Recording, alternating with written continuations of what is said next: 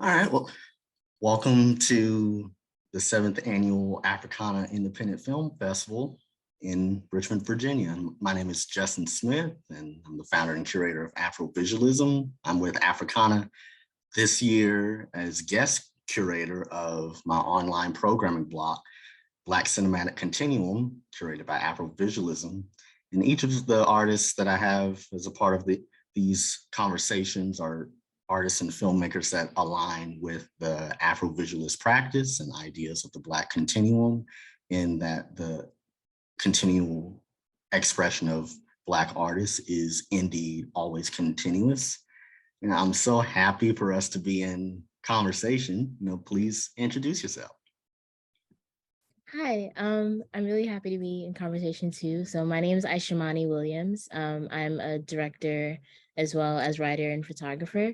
And I specialize in making films, I guess, including Hoodwear Diaries, which is a short film that I directed as part of an ongoing series. So yeah, I'm happy to be talking. Definitely. Yeah, so we're just going to jump right into it. So, you've recently graduated from the new school, with your background in film. How was that experience for you, and how did that help you immerse yourself in learning about cinema? I think in the most literal sense, it helped me to start making films because I went into the new school as a journalism major. And while I was there, added on the photography and filmmaking, well, film production minors. But those were two things that I was interested in since high school. I just didn't have the time and the resources to start doing it. So when I got to college, I one could start taking film classes, but then also had access to equipment, so cameras and all that stuff, so I could learn about the craft and practice of filmmaking and producing your own film, and have the actual tools to do it. So there was that. But then also just being at the new school exposed me to a lot of different creatives and creative mediums. So I learned new approaches to filmmaking that I maybe wasn't aware of and how to kind of be experimental. Watched and discovered a lot of films and directors, and was just around people, including especially faculty, who could help train me in the practice. So That's amazing. And you're are you from Brooklyn, or did you grow up in Brooklyn? Can you yeah, tell me I'm more? born and raised in Brooklyn. Awesome. So how was growing up in Brooklyn, like how did that shape you, in terms of your creative practice and specifically with Hoodwear Diaries?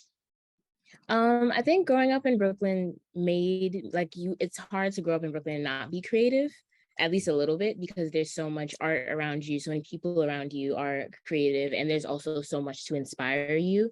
If you're an artist, I think just growing up in this environment that is lively and urban and culturally rich, sometimes dangerous, a lot of it helps to build character.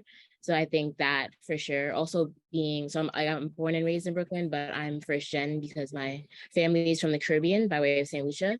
And the areas that I grew up in were predominantly Caribbean and West Indian. So that too influenced me because I was being enriched in the culture of Brooklyn, but then also around the culture of all the different Caribbean islands. I mean, this weekend is Labor Day weekend and we're getting ready for the West Indian Day parade. So it's constant, Oh, that's amazing. yeah, culture around me. So that Yeah. for sure. And specifically with Hoodwear Diaries, obviously fashion is a huge thing in Brooklyn. From the time I was young, I know that fashion and sneakers especially were a big deal. So being able to see and partake in that and in what streetwear is before I knew that it was called streetwear, that for sure influenced me as a creator, but then specifically to create Hoodwear Diaries, and then music too, because I think Mm. when I think about Brooklyn, one of the biggest influences and areas of culture I think about is music and hip hop, and being around rap and people who are fans of Brooklyn rappers and stuff helps to inform my approach to filmmaking. Definitely, with having all of those influences around you, they're accessible, and it's people too, right? So it of course makes it that much better. Yeah, Yeah. for sure. Mm. Yeah. So what was your approach to directing and producing Hoodwear Diaries? Because the first thing that I noticed was like just the production value with the Super 8 film, and like it just had like this resonance, like the feel of your work, like because I've seen your other films too, and what really resonates with me the most is really like the intimacy of it and the connectivity to to you and the people you have in the film. Like it feels like the film is definitely like a reflection of you in so many ways in your mind's eye, and in the way that like the different people you have in the film are talking. Like it really feels like a diary, like it's a look into the different perspectives that your peers are around you have on streetwear. Yeah, I'm really glad it feels like that. And like you said, that was the intention for sure. So I'm glad it feels like diaries, because I mean, I could have called it anything, but like I called it that because I wanted it to feel, especially for the people in it, like they're telling their own story in a way that's not like telling your story to CNN or something. Like it's not stuffy, it's not unnatural, it's like us talking amongst us, and telling the story to people who kind of understand it, and anyone else is free to like listen in on that. But I think the diaries approach to it just was, like you were saying, like to create that sense of intimacy. And as far as my approach visually, like I really knew that I wanted it to be on Super 8 because I wanted it to feel kind of old school and like a call to the past, because a lot of it is talking about things that started cementing within like fashion and hip hop in like the 90s. So all of that, like I wanted it to look and feel like that, but to be of the present. So like these are young people right now talking about their influences and talking about the way that they're being overlooked and erased. But it's not a new issue. Like it's part of a long-standing occurrence that goes on within Blackness and within luxury fashion, and the way that we're perceived and or left out. So yeah, I wanted it to feel intimate and nostalgic, because I think when watching things before making it, like when you watch like an old hip hop documentary from the 90s and stuff, you get like a feeling of just home kind of. Well, I'm me, like I get a feeling of home from watching them, especially because again, like being from Brooklyn, and a lot of the just seeing like familiar spaces and feeling like I can resonate with being in that time. And I want people right now, but also people in the future to watch something like Hoodwear Diaries and feel like they can feel like what this time is like. Because if you look at, not to like name drop brands, but like if you look at a Supreme catalog from right now, I don't know if people will look at that and fully understand what it felt like to be a young Black person growing up right now. It Mm. feels like a reproduction of that or inspired by that, but I wanted to create something that felt closer to the source of the real thing. So. Definitely. Like we've had like past conversations before about the feel of film and how that comes off on screen when like it has like that nostalgic feeling, like even if you weren't like there or in that time, but you still feel connected to that time. Yeah, that's Yeah. for sure what I wanted to accomplish. Yeah. And um when I think of the continuum, like in what we've been talking about, like that's what I think of, like the way that all of these people are interconnected to your story and the history of New York, and especially the creativity that comes out of New York. How did you go about casting the people you casted, and just talk about your love for your city. Yeah, so I made sure to look at people born and raised in New York. Like that was the big thing for me, because well, actually I'm lying. Two of the people in it are from Jersey, but that's close Oh, enough. Like yeah. it's still but I wanted people who were like steeped in the culture. So that was the very first thing. And then obviously they had to be Black and brown. And I'm saying Black and brown because like I'm a Black person telling this story, and it's a story largely about Black people, but like Latino people, for example, are a big part of the history of hip hop as well, and streetwear fashion. So I wanted to include them too. So some of the people in it are Latina as well. But there was that. And then I kind of started out with not necessarily casting for the film, but talking to people for the article. So like, as you know, Hoodwear Diaries is also a zine.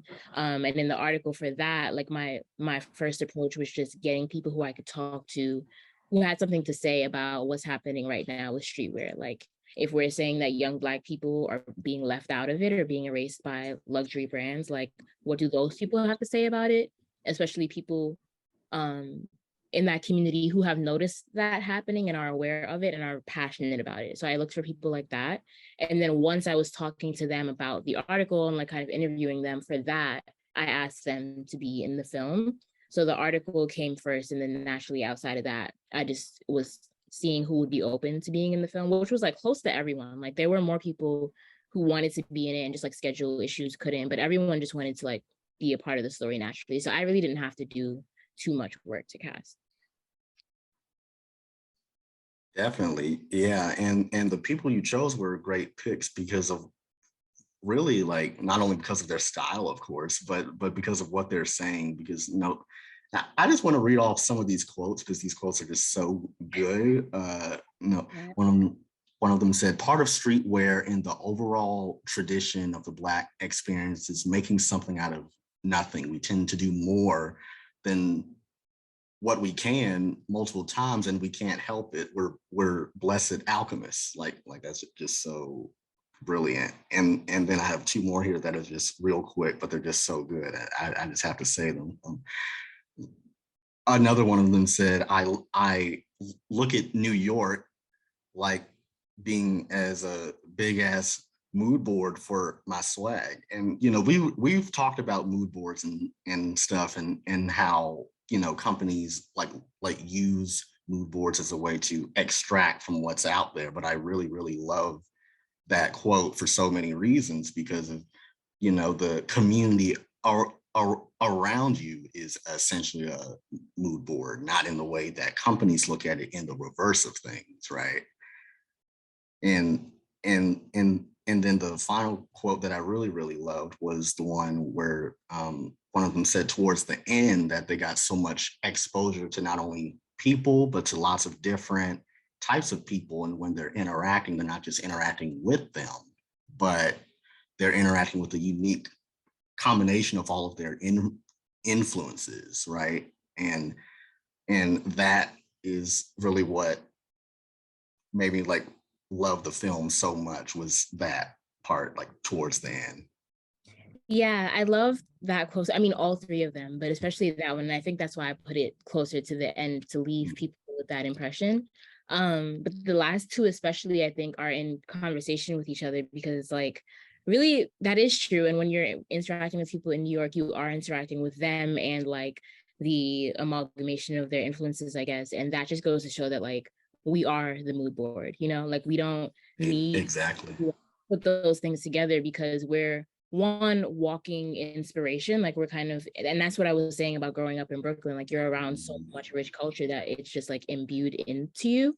And then because of that, the people around you are like, I don't have to go and like look up something from a movie or like go on Instagram and scroll to like find style inspiration, because when I walk through the streets, like that's what I'm inspired by. And it can be other girls around me that the way that they approach dressing, I've never seen it before and I like it, or like the colors and environments around me that I really like. So, and that applies outside of style too. Like if it as a director as well, like I don't like, yes, you should watch films obviously and like be well versed in the history of your craft, but there's live inspiration, I think, breathing through the people around us. And that applies to anywhere, but specifically the way it happened in New York through the Black and brown communities here is really beautiful. And that's why I wanted the film to feel like something that captures that, so that people looking back on it or people looking at it right now can see like exactly what that's like. Like I wanted it to be palpable, kind of.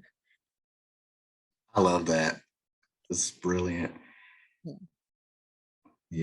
Yeah. We've talked about, different brands and different fashion designers in terms of like the past, present, and the future, right? Like we've talked about Virgil Abloh, rest in peace, and his open source approach, right, to not just fashion, but just being a creative in general. And with that, he also spoke highly of creative collaboration with your community, right? Like he put it in a way of community building in plain sight. All of the people you have around you in terms of your influences, like they're right there. Doesn't matter if they're with you locally or, through digital means, right?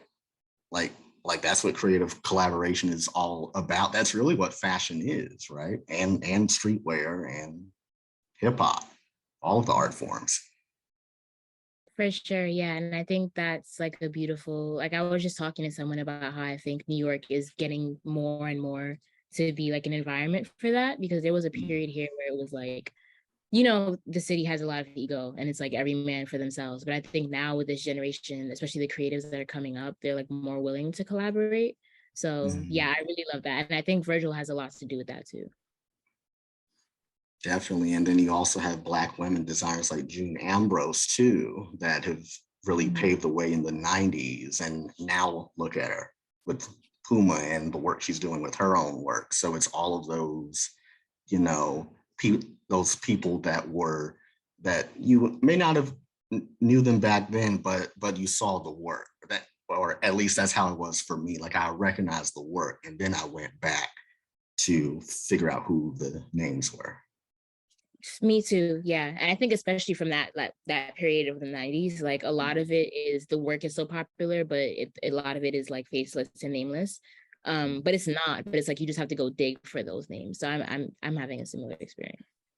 Right. And speaking of digging, like how I do with crate digging and my practice with Afrovisualism, that's part of what inspired this conversation and this segment is my practice of Afrovisualism and Black aesthetic continual theory is the way I think about the mood board and influences is and not just your influences, but what you do and who you are as a creative is proudly embracing those things. I always say like embracing your multi hyphenations.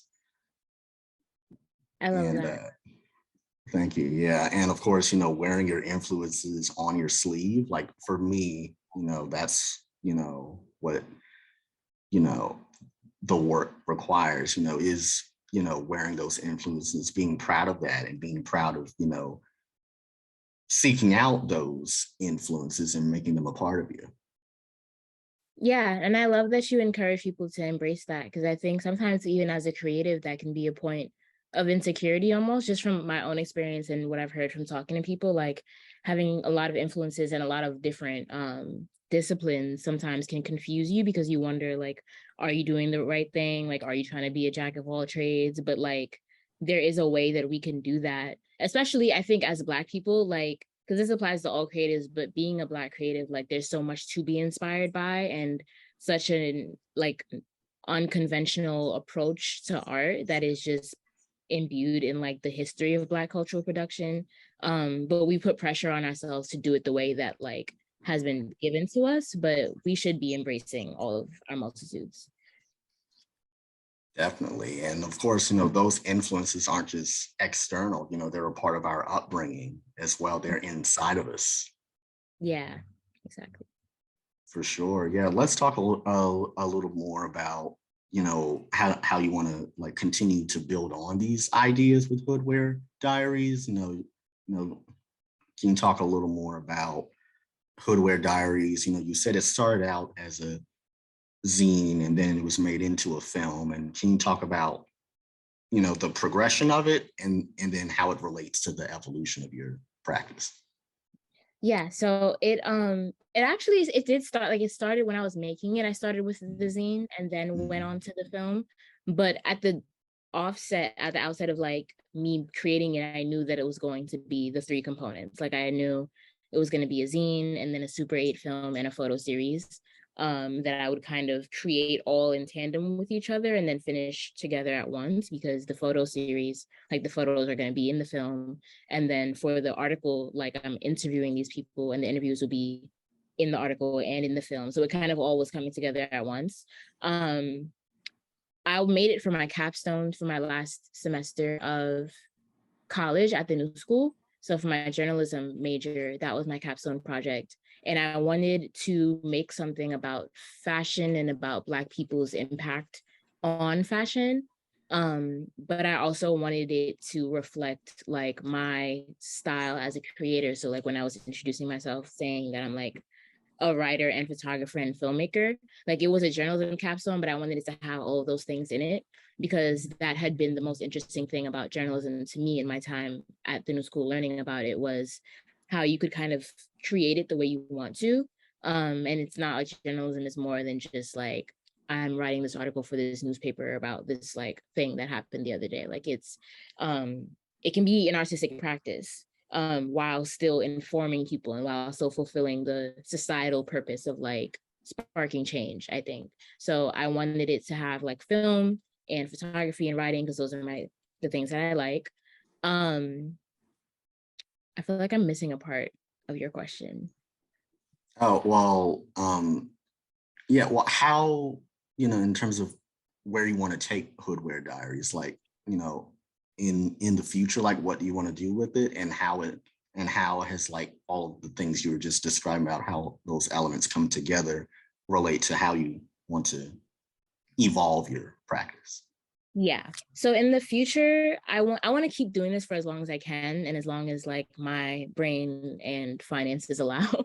But I want it to be an ongoing thing. And I think for now, I want them to follow the same pattern of film, zine, right, and photos. And like if I'm doing it for a long time, that can take many different forms. Like there are mediums that maybe I haven't explored that this can, go into. Maybe there will be like a Hoodwear Diaries clothing line one day. I don't know. But for now, I think doing it that way helps because the film is the thing that people know the most because it's like you get to see these images and hear the voices of these people. And I think that's what draws me into film, just even outside of this, like just as a practice, it engages so many of your senses to tell a story. So that for sure. But then also the photos are really impactful too, because I was like rolling them out on Instagram before the film came out and people really liked seeing that because it was like, okay, I'm seeing this every day walking around these neighborhoods, but to see it like put in front of me intentionally, positioning these characters as like people who are impactful in fashion, like that felt really good. Like they aren't like dressed up models and you don't look at those images and see luxury, you look at it and see something familiar. So there's that. And then there's the writing, which is really important because the things I'm talking about in those articles, and like I made sure to talk to professionals in the industry and stuff. So you're getting a lot of like concrete information because we all see this happening, but kind of to see it broke down, like how it works is really good. But people don't really like to read. So to answer your question about like why I'm doing it that way, I want to, if there's someone out there who cares about this topic and wants the information, wants to talk to the experts, wants sources, wants like a breakdown of what's going on, the article exists for them. Like you can read it and learn more. And making it educated me a lot too, just like having to interview people about it. So there's that. If you just want to see something, if you want to see people who look familiar to you, if you want to see a representation of your community, the photo series is there. And then if you want all of that and to just be like engrossed in the story and kind of to have the emotional response to it that people do to Hoodwear Diaries, the film, you have that. So it's like if the goal is to reach a lot of people with Hoodwear Diaries, I want to have different mediums for different purposes so that everyone can like find their entry point into the information. So there's that. And of course, like it being visual matters because like it's important to see these people's faces. So yeah, there's that. And then where I want to take it, I want to continue to build off of what the inaugural issue, I guess, began, because that one is just kind of like a thesis, like talking about, okay, this is who these people are, this is what's happening in streetwear right now, this is the history of it, and this is where you want to take it. And then now I can break it down and kind of focus on a more granular level on the things that people were talking about. So like the next one, I want to focus on hip hop and like the impact that rap has on fashion and on rappers. So that's what the next one would be about. And then also in the initial zine, a lot of people were talking about Black women and like the way that Black women are left out of streetwear, even within the Black community. So I want one to focus just on women, and then another one to focus on maybe just footwear, because sneakers is like its own thing within streetwear. So I wanted to kind of keep doing that. Like there's so much to focus in on and kind of like zoom in on, that I want to get people's voices on those different aspects. Wow, yeah, that's incredible because you've thought about like the different avenues you want to take it, because I do remember the rollout on Instagram. I was like, I had to check this out. For Yeah. sure. And I'm glad it happened that way because it wasn't even intentional. I was still in college at the time. Mm. And for another class, I was taking a fashion and social media course where we had to like do engage in fashion photography, but it was about how you roll out your work on social media and how you like build a brand as a photographer. So for the Mm. capstone class, my initial intention was to just tuck everything until the end of the semester and then roll it all out at once. But for the other class, we had to post once a week. Like we had to show we were taking photos actively. So while I was doing that for Hoodwear Diaries, I was like, okay, I'll just like post them. And then it ended up building excitement for it. So yeah. Yeah, that's awesome. Yeah, I remember, when you were posting your photos and then you started posting about this project, and I was, looking at the photos and watching the film, and I was like, wow, like there really is a visual language that you're creating here, with your upbringing in New York, and with the people like on the ground. Like I think that's what's really missing in not just fashion, but in all of the areas you've described, like what's happening on the ground with the people and the creatives, especially the young creatives that are coming up that are really doing incredible work. And you're definitely a part of that. Thank you. And yeah, I agree. I think that's missing. Like you said, that's a good point. Like even outside of fashion, it's just what's happening on the ground. There's so much culture unfolding right now in New York, even outside of Brooklyn, but just like in the boroughs, and so many really young people doing amazing things. And it just, if you're not in it, you won't know. And I think the if you know thing has been intrinsic to New York culture forever. So like that's not new, but it's like that just makes it that much more a slap in the face, I guess, when you see like the aesthetics of this culture try to be reproduced by big companies and big brands, when it's like the actual people who are making this happen right now, who are keeping this alive, are not part of, like, they're not being given the platform, but they're the things that are influencing them, the people and places, like you're putting the spotlight on that, but not on what's actually happening. So I'm like attempting to do that. Absolutely. Yeah. Your film definitely is a part of that. And I hope you continue to do more that touches on all of those aspects that you just described of the appropriation of these companies, and of course highlighting the very people they're trying to appropriate, the ones that are on the ground doing the work and just being themselves. Exactly. Yeah. Because I think that's all it is. Like, we're just being ourselves and being young right now. So that deserves to be honored on a bigger platform. For sure. Yeah. I have two more questions, and then we'll wrap. So, are there any projects that are inspiring you right now that you've seen out there in Brooklyn or Instagram or anywhere else? Um, right now well, I was just talking to a friend today about how upset we both were that we missed the screening of Arthur Jafa's film yesterday Oh in Harlem. yeah. Yeah, which I did not know was happening. But I'm gonna make sure I see, because it's screening until Sunday, so I'm gonna make sure I go see that. But constantly inspired by him. I like talk to you about that all the time, but yeah, just like Yeah, we've talked about his it. approach to filmmaking and being, I don't even really like the word experimental, because I feel like experimental, it describes an approach and shouldn't be a genre in itself. But anyway, like the way that he's experimental with his work, like that is constantly inspiring me. Also just really inspired by collectives right now, because I think that's a big thing, like I was saying, with like how New York is more conducive to that right now. A lot of people are collaborating with each other. A lot of people are forming collectives. I'm in talks with a friend right now to form like an artistic duo. Like I think people are in that space right now. So I'm trying to like think of any, but anyone that is like doing work together, I think is cool. The rapper Mike. I'm always inspired by music, by the way. When what I do has nothing to do, well, not nothing, but it kind of has nothing to do with music, but that's like the first thing that comes to mind. But there's this rapper from New York right now named Mike who raps alongside his friends and then also has, which I recently went to, this festival that I believe is annual. So the second annual one was this year, called Young Lords. Yeah, I think that's what it's called, but it's a music festival with him and like the people who are his friends and people he's inspired by. And then like, so this year it was him. There was also Slick Rick, which was cool. But then like Jada C, Jungle Pussy, Tisa Korean, I'm trying to think, but just like other rappers like that. And it's like what we were talking about earlier about kind of like using your peers to collaborate with. Like he does a good job, I think, of showing that like this is me and these are my friends and what we're doing right now is really cool. Like we're not reaching up or like trying to network up, we're networking across. So that's inspiring. Also Josiah Powers, who is a photographer and filmmaker from Brooklyn as well. And he's really young. I think he's like 19 or 20 or something.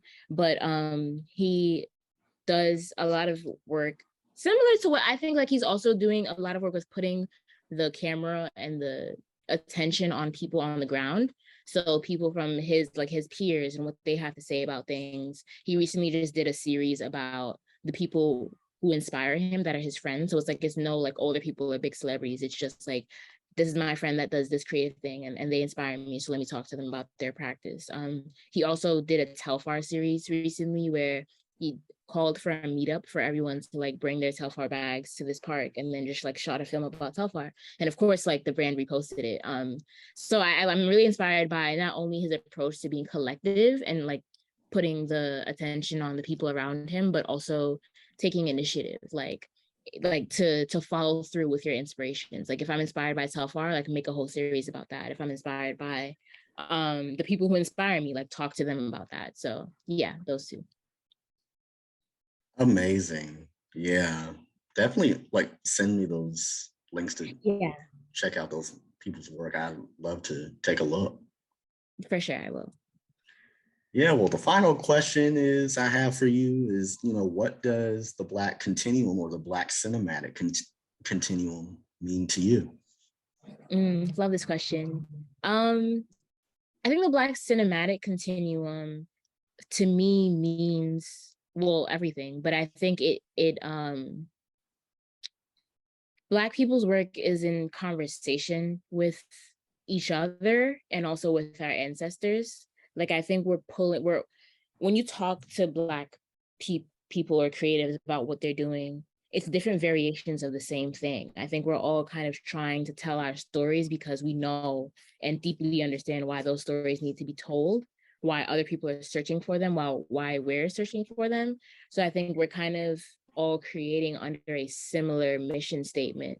And each of us has something different to offer to that. So when it comes to cinema, like we're inspired by, like I'm talking about the Arthurs and the Khalil Josephs and people like that who inspire me, who came before me.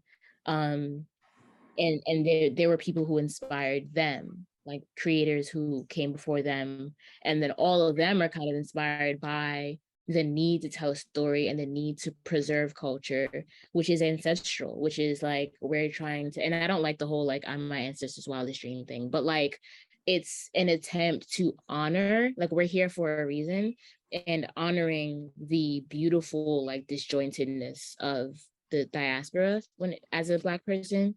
So I think cinema does a beautiful job of that because, like I was saying, it engages so many of your senses. So if you watch 10 films from 2005, like from indie filmmakers, you're seeing and hearing and feeling what Black people were thinking about, what was part of the Black collective consciousness at that time. And then now you watch Black films from indie filmmakers in 2022 and you're getting the same thing. And I'm saying indie because that's important, because it's about it being our narratives and unfiltered by anything else. But there's that. And then just like the Black wait, there was something else I wanted to say. The first part of your question. Yeah, so, well, just more in general, like what does the Black continuum mean to you? Definitely. Yeah. Okay. Yeah, and then so that was just the cinematic continuum, but I think the Black continuum to me, like when I attempt, because it's hard for me to write bios about myself or like to give a purpose statement for my work because I know it well, but it's hard to articulate it. But when I attempt to, I always talk about like contributing to or adding to a living and ongoing archive of Blackness. So it's like I'm a direct descendant, I guess. I don't know if that's the right word, but I'm a direct descendant of the archive because it gave me my inspirations. Like it's where I'm coming from. But then right now I'm creating for posterity. Like that's always, and you heard me say that about Hoodwear Diaries, like people 20 years from now finding it, but that's always the intention. Like I'm not creating just right now to say something, which is important because the present is like where we are and is where I'm hoping to see the impact happen. But like I want to be part of the conversation that Black people are collectively happening. Like I was saying, like we have like a collective consciousness, a collective artistic consciousness. And what's happening right now, like I'm putting my work, like I'm on one hand, it's like I'm posting something on Vimeo and hoping someone like gives a shit about it, cool, whatever. But also I'm like dropping, I'm putting a drop in the bucket and I want that bucket to sustain the girl that comes 20 years after me that discovers one day when she's 15 that like I like films or I like watching films and I want to do something else or I like fashion and I want to, like to not have to rely on those outside systems for inspiration and for permission and to get that from what has been continually part of the history of Black cultural production. So, yeah. Wow. Aisha, that was so brilliant. Thank you so much. This interview has been incredible. Thank you so much for being a part of this. Of course. Thank you so much for these really thoughtful questions. Of course.